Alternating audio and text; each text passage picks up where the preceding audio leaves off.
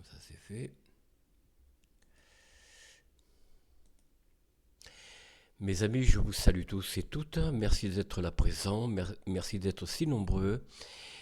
Alors mettez un pouce, partagez, activez la clochette si vous souhaitez que la chaîne grandisse. Et puis abonnez-vous. N'oubliez pas de vous abonner. Ça prend quelques secondes. Merci. Alors nous poursuivons aujourd'hui les chefs d'État du pays des fromages. Donc nous sommes sous la Troisième République toujours, hein, je vous le rappelle. Alors nous allons parler aujourd'hui d'Armand du président, enfin d'Armand Fallière, pardon, Fallière, Armand Fallière, comme bien quatrième président de la Troisième République, hein, si je ne me trompe pas. Alors nous allons sur sa page tout de suite. Non, ça marche pas. Ah bon. Décidément. Alors qui est-il cet homme dont voilà le portrait, hein. Armand Fallière, il est né le 6 novembre 1841 à Mézines, dans le Lot-et-Garonne, et mort le 22 juin 1931 à Villeneuve-de-Mézin, dans le Lot-et-Garonne toujours, est un homme d'État, donc des habitants du pays des fromages, je rappelle, président de la République, encore des habitants des pays du fromage, de 1906 à 1913. Alors, on va parcourir un petit peu ici ces différents mandats et ces différents chefs de gouvernement ou président du Conseil. Alors, président de la République du pays des habitants du fromage, donc je l'ai dit, hein, on ne va pas revenir dessus, 7 ans, il a fait un septennat, voilà. Élection 17 janvier 1906, président du Conseil Maurice Rouvier, Ferdinand Maurice Rouvier, que vous connaissez déjà de mémoire, je pense, hein.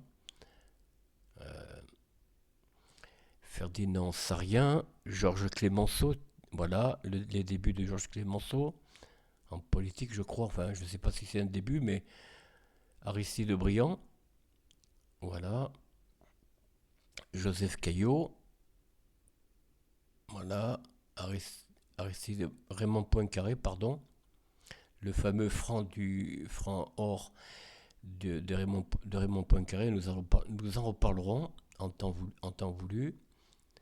Aristide Briand, encore une fois, voilà. Alors, prédécesseur Émile Loubet, voilà, et successeur Raymond Poincaré. Ben justement, nous en parlerons un peu plus longuement dans la prochaine vidéo. Président du Sénat du 3 mars 1899 au 13 février 1906, 6 ans, 11 mois et 10 jours. Élection 3 mars 1899, réélection 9 janvier 1900, 5 janvier 1900 encore, non, 5 février, pardon, excusez-moi, 9 janvier donc de 5 février de la même année 1900 donc, hein, 10 janvier 1901, 16 janvier 1902, 15 janvier 1903, 14 janvier, pourquoi tant de dates si proches, je comprends pas. 1904, ah oui d'accord, les dates changent. 12 janvier 1905 et 11 janvier enfin 1906. Prédécesseur Émile Loubet, successeur Antonin Dubost ou Dubost. Voilà. Oh, il a un joli visage. Un beau visage, une belle barbe. Président Jules Grévy, donc c'était l'homme qui l'a précédé, hein. Gouvernement Fallière, c'était lui le chef du gouvernement.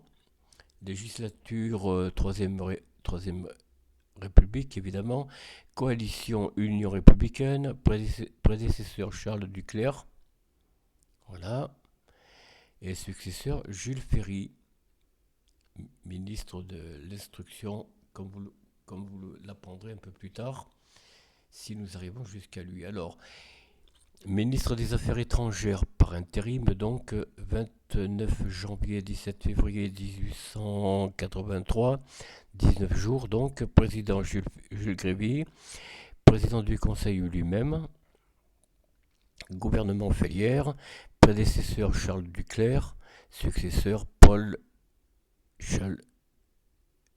Chalmel-Lacour, pardon.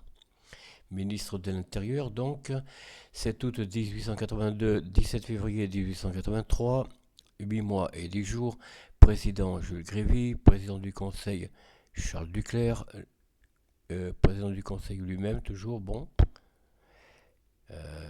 Charles Duclerc lui-même, bon. Gouvernement Duclerc-Félière. Duclerc, voilà. Le gouvernement Charles Duclerc et le gouvernement de la Troisième République au Pays des Fromages du 7 août 1882 au 28 janvier 1800. Bon. Alors, prédécesseur René Goblet, René Goblet, excusez-moi, faut pas que je fasse d'erreur. Successeur Pierre Waldeck Rousseau, nous en parlerons. Alors, député France, des habitants du pays des fromages, pardon, 9 mars 1876, 19 juin 1890, donc 14 ans, 3 mois et 10 jours, élection 5 mars 1876, réélection 28 octobre 1877, 4 septembre 1881, 4 octobre 1885 et enfin 6 octobre 1889, circonscription Lot-et-Garonne, donc pas de chez lui quoi. Législature, première, deuxième, troisième, quatrième et cinquième mandat, hein, c'est ça 1, 2, 3, 4, 5, 1, 2, 3, 4, 5, oui. Donc sous la Troisième République, bien entendu, groupe politique, gauche républicaine, 1876-1881, Union démocratique, 1881-1889. Prédécesseur circonscription créée, donc il n'y avait personne avant, et successeur Jean-Baptiste Darian.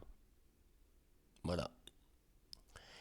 Biographie, donc nom de naissance Clément Armand Félière, surnom le Père Félière, date de naissance on l'a dit, lieu de naissance Vézan, Pays des Fromages on l'a dit, date de décès 22 juin 1931 à 89 ans, pas mal. Lieu de décès Villeneuve de Mézin au Pays des Fromages, nature du décès infarctus du myocarde, sépulture cimetière de Lens, Lens, moi, dans le Lot-et-Garonne, hein, chez lui. Parti politique républicain modéré ARD PRD, conjoint Jeanne Bresson. Ouais, elle a un beau visage. Hein. Jeanne Félière, née Jeanne Bresson, le 24 mai 1849 à Mérac, Lot-et-Garonne, est morte le 29 septembre 1839 à Mézin, Lot-et-Garonne également, est une personnalité féminine des pays habitants du fromage, épouse d'Armand Félière, qui est le 9e président de la République des habitants du pays du fromage. Voilà. Ah oui, c'est le 9e, oui, j'ai pas compté. Hein. Alors là, enfant de don André Félière. Voilà, il n'y a pas de portrait. Diplômé Université de Toulouse, Université de Paris, profession avocat, religion catholicisme. Voilà un petit peu le parcours de l'homme. Alors qu'est-ce que l'on peut dire d'autre? Bon, ben, député, on l'a dit, élu local, ça on l'a vu. Membre du gouvernement, on l'a vu aussi. Sénateur, on l'a vu également. Voilà le portrait du chef de l'État, donc portrait d'Armand Félière. Alors, président du Sénat. Ah non, il était président du Sénat, pardon. Oui, il n'a pas d'écharpe. Ah ben si, pourtant. Ah, bon. Alors, il est constamment réélu, président du Sénat, bon, ça on l'a vu, hein. Président de la République, voilà. Voilà le portrait du président Félière. Voilà, on va l'avoir en grand. Vous voyez, il est sobre, hein, il n'a pas de... Juste la cocarde républicaine, mais autrement, des papillons, chemise blanche, bien sûr, mais pas de tralala, vous voyez. Pas d'écharpe, rien. Remarquez, est-ce que le dernier, là, qui est actuellement à l'Élysée, il a mis une écharpe du président, je ne sais pas. Affiche le Max Lefer, Boloubé, Voltaire-Maring, d'accord. Bon, qu'est-ce qu'on peut dire? Président de la République, on l'a vu. Alors, on va voir un peu sa politique, par contre.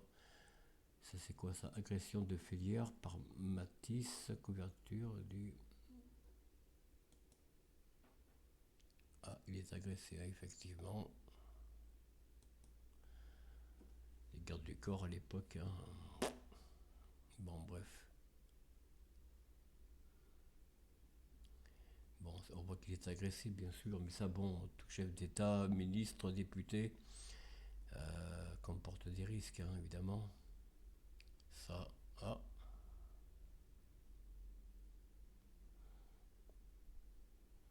La présidente Félière aux côtés de la reine Wilhelmine lors de sa visite officielle au pays des habitants du fromage en 1912. Voilà le portrait de la reine. Donc, née le 31 août 1980 à La Haye et morte le 28 novembre 1962 à Apeldoorn et reine des Pays-Bas de 1890 à 1948, fille de Guillaume III, né d'une union tardive. Bon, voilà, elle lui succède, etc., etc., etc.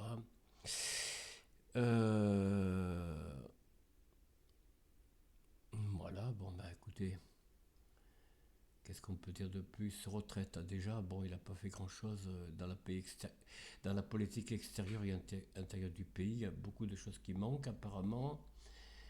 Bon. Ah, il a été popularisé par la Brigade du Tigre. Je ne sais pas si ça vous dit quelque chose. Chers amis, parmi les plus anciens. Moi, oui, ça me parle un petit peu, évidemment. Hein. Et donc, c'est là qu'on voit le président Félière. Enfin, dans un des épisodes. Hein. Ou peut-être dans quelques épisodes, je ne sais pas. À la retraite, le mandat présidentiel d'Armand Félière se termine en 1913. Après réflexion, le chef de l'État sortant choisit de ne pas se représenter pour un second mandat de 7 ans, justifiant sa décision par la phrase «La place n'est pas mauvaise, mais il n'y a pas d'avancement». Ah, ça c'est pas mal, oui. Il était ambitieux, lui. Bon, mais comme il n'y avait pas d'avancement, alors il a préféré quitter la présidence. Bon, ça. Alors, retiré de la vie politique, l'ancien président Félière prend le temps de se reposer dans sa résidence de Loupillon, à Villeneuve-de-Mézin, donc dans le Lot-et-Garonne, hein, au milieu de son vignoble.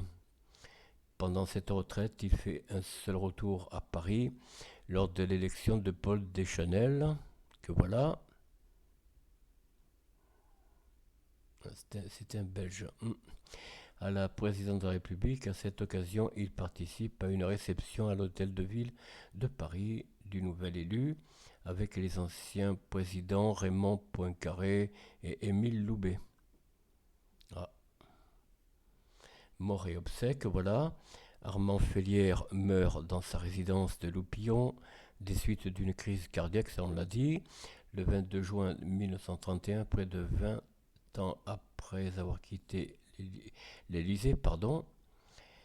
Le 23 juin 1931, Fernand Buisson, que voilà, président de la Chambre des députés, ouvre la séance de l'après-midi par une allocution pour faire l'éloge funèbre d'Armand Félière.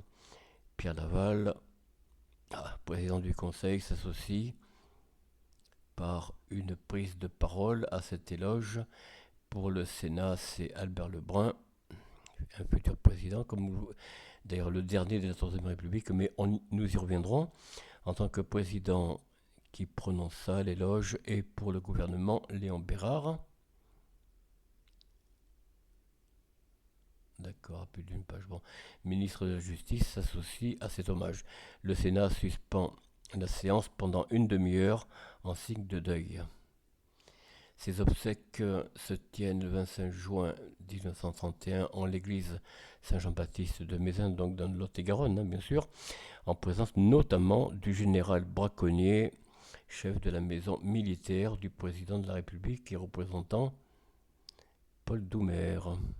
Que voilà. De membres du gouvernement, Marco Roustan. Voilà, Marco Roustan, né le 20 février. D'accord, héros, est mort. D'accord, bon, rien de plus. Ministre de l'Instruction publique, et Pierre Catala. Il a les cheveux au vent, lui. Sous-secrétaire d'État à l'intérieur du président du Sénat, Lebrun a l'issue de la cérémonie religieuse, des discours sont prononcés par Georges Legge.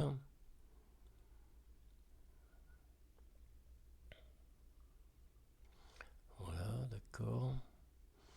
Amaro au nom du Conseil général et Mario Roustan au nom du gouvernement. Voilà les derniers hommages. L'Homme libre, journal quotidien du matin, Paris, 26 juin 1931. Armand Félière est inhumé dans le caveau familial, donc on l'a dit, dans le Lot-et-Garonne. Son épouse Jeanne meurt en 1939. Détail des mandats et fonctions, mais ça on l'a vu en partie. Voilà, on va pas revenir dessus. Décoration, bon, grande croix de la Légion d'honneur en 1906 et grand maître de la Légion d'honneur de 1906 à 1913 en tant que président de la République. Chevalier grande croix avec collier de l'ordre de Charles III, de l'ordre de Charles III, décerné en juin 1905 en Espagne. D'accord. Chevalier de l'ordre de Saint-André, ça c'est un grand ordre aussi. Voilà. Remis en 1908 par M. de Nelidov, ambassadeur de Russie à Paris, avec une lettre de Nicolas II, Empire russe. Regardez un petit peu l'Empire russe, vous voyez. Chevalier de l'ordre de l'éléphantremie danois, c'est le Danemark, par le roi du Danemark lors de sa visite au pays des fromages en juin 1907, le Danemark. Bon, alors il y a beaucoup de décorations, on ne va pas s'y arrêter. Postérité, dans sa ville natale, une statue de bronze de près d'une tonne fut édifiée en 1938 en l'honneur du patriarche de la République, selon l'expression de l'historien Jean-Pierre Conagnac. Ce monument attira les foudres du gouvernement de Vichy qui souhaita la détruire en 1942. Bon, ça, encore de nos jours, Armand Félière reste une grande figure locale du Lot-et-Garonne, bien sûr. Le collège de Mézin, oui, porte son nom, ainsi que le lycée agricole de Nérac. Voilà. Nérac. Joli petit village, apparemment. Une rue, une rue porte son nom, bien sûr, à Avion, Pas-de-Calais. Bon, après, je sais pas si à Nantes.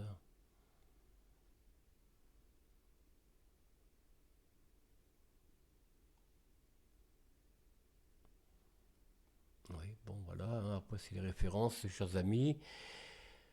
Alors voilà, nous revenons un petit peu en arrière. On a terminé, on termine jamais, mais bon, on pourrait toujours. Alors là, il n'y a pas eu d'intérim de gouvernement, vous voyez.